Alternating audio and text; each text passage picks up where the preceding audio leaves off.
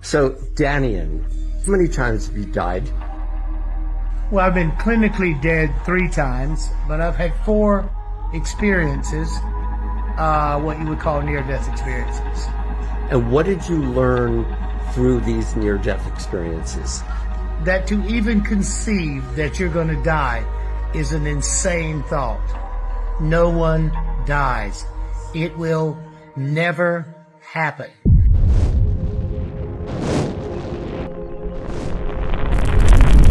And after being a hospice volunteer for more than 45 years and being with more than 2,000 people going from this world to the next, I can tell you conclusively that you will never die.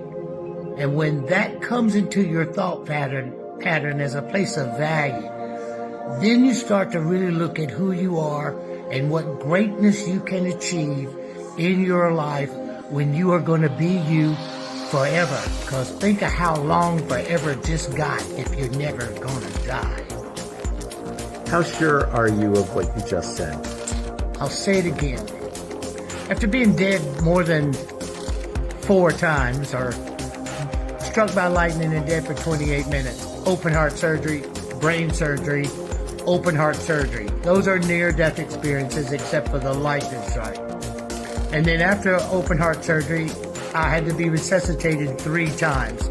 That's dead. No pulse, no respiration, no EKG. And after dying with thousands of people and studying death for now more than 45 years.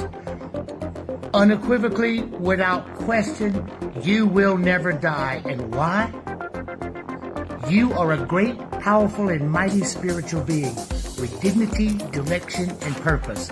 So the only thing that can ever possibly go wrong in your life is you let something affect your dignity, which skews your direction and your purpose, and that's where every one of you are who thinks you're gonna die. So get over it. So what happens? You're struck by lightning, you die. You have cancer, you die. Whatever happens, you die. Tell us what happens immediately after that moment. Okay? Once again, nobody dies. What happens is your spiritual ethereal self releases from the meat sack. The body. The body. And then you enter a level of consciousness like peeling an onion, taking away those layers and layers and letting go. And then you have relief, no pain. Remember, being struck by lightning, I was paralyzed, and the fire that came through the room burnt my eyes. I couldn't see. I lived out of my paralyzed, on fire, burning body. I had no pain. I could see.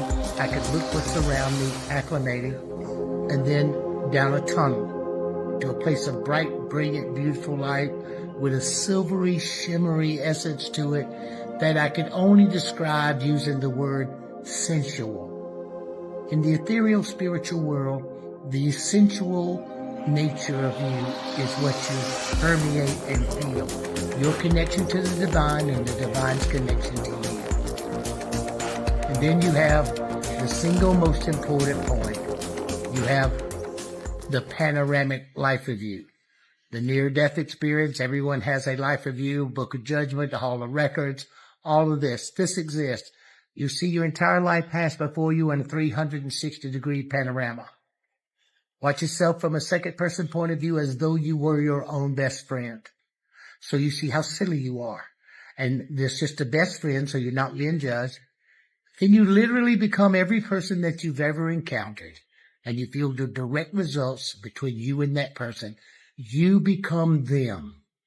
So what's the greatest takeaway of that system? Is paying attention to why you're doing it. Because if you pay attention to the reason for why the action you're taking, it's never what you're doing, it's why you're doing it that matters. What I have learned is to set in motion and look at the reasons why I do things and make sure I'm not petty, make sure I'm not selfish, and make sure the reason I do it is for the betterment of all of us instead of being a bully, jackass, brute, tough guy. Always be smart, be loving, and be appreciative. And keep your dignity intact, because if you think you're going to die, then somebody can scare you with the lack of knowledge you have of what's next. You cannot scare me. So when you look at why you do things or why you have done things, can you give us another example that people can relate to, that they can apply in their daily life? The most important thing about looking at how do you apply the panoramic life review to your daily life, think of this. The measurement of your existence, and I hope some of you have a religious tone, I don't know how to phrase this other than this, that when you look at the value of your life, 360 degrees, second person point of view, and then being every person that you've ever encountered, you're going to know the reason why you did what you did, because you're them. You could have just hurt their feelings because you were mad. Well, you're going to feel that anger. You're going to feel that hurt. Or you could have said something to them that made them angry and mad, but it was you trying to help them and to care about them and to appreciate them. Well, when you feel them, you're going to feel that place of where you came from and how they felt. Always remember, it's never what, it's why. So why I'm doing these videos is the guy who's doing this, I love him and appreciate him because he's a great warrior and a great person. And I hope that every one of you that listens to this, remember, I love you and I appreciate you because I love and appreciate me. Are we all the same? Are we all one? Are we all God? So a lot of times people say, are we all one? Are we all the same? Are we all God? Well, what's the most important thing to remember about that is we in this particular form, this particular dimension, this third dimensional reality, we are the golden ones. Everybody wants to be us. So all the aliens, extraterrestrials, interdimensional, Satan worshipers, all that, they all want to be us. They're all jealous and envy of us because we are the golden divine ones. Great, powerful, and mighty. Take time to look those three words up in the dictionary and apply them to who you truly are, a spiritual being with dignity, direction, and purpose. And remember, if you love and appreciate you because who you are, and I just said that, then the nature of being loved and appreciated is an automatic reflection of what I'm telling you to be the truth. Any last words? You're not afraid of dying, are you? Well, any last words? Am I afraid of dying? How could I be afraid of something that never happens? It will never happen. Never. Get over the fear complex. Get over it. It won't work once you take your last breath. And all that stuff you think's going to happen, pay attention to the near-death experience. Don't believe everything you hear people say.